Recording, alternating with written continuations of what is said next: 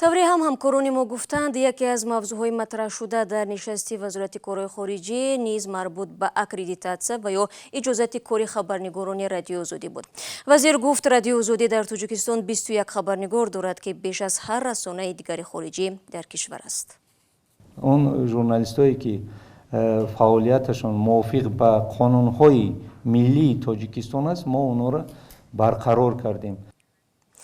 ин дар ҳоле аст ки раҳбарияти радиоозодӣ борҳо гуфтааст, хабарнигоронаш ба қонунгузориҳои Тоҷикистон арҷ мегузоранд ва ба ҳеҷ қонуншиканӣ роҳ надоданд. ҳамзамон онҳо усули озодии баёнро дар чорчӯби қонун идома хоҳанд дод. айни замон 5 корманди радиоозодӣ аз ҳаққи кор дар дафтари он маҳруманд ва 7 нафари дигар низ фақат моҳи октябри соли гузашта барои муддати маҳдуд иҷозати фаъолият гирифтанд. ҳамкори мо Мирзонаби Холиқзод моҳост аз иҷозатномаи фаъолият дар қаламрави Тоҷикистон маҳрум мебошад. феълан ӯ барои чанд муддат дар Прага қарор дорад ва ҳоло бо мо дар студия аст.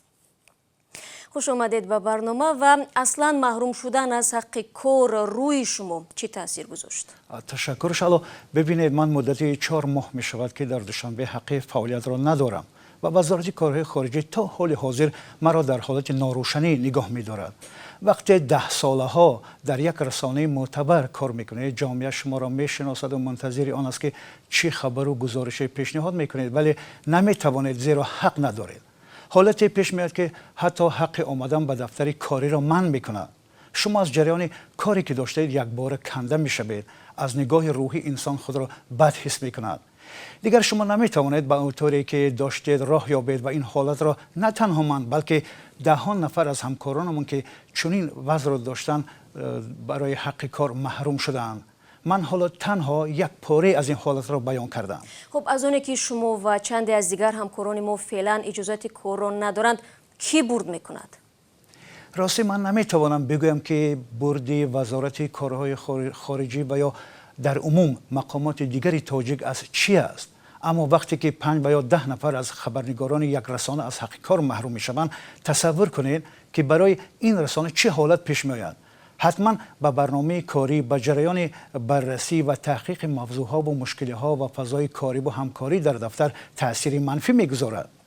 вақте мо ҳаққи кор надорем ва дар хиёбонҳо мегардем, бинандаҳо ву хонандаҳои мо бо мушкилоташон муроҷиат мекунанд, аммо мо наметавонем ба доди онҳо бирасем.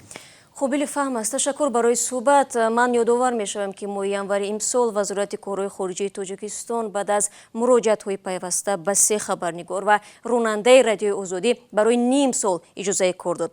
ин дар ҳоле аст ки бар асоси муқаррарот дар Тоҷикистон аккредитатсия ба хабарнигорони доимӣ барои 1 сол дода мешавад.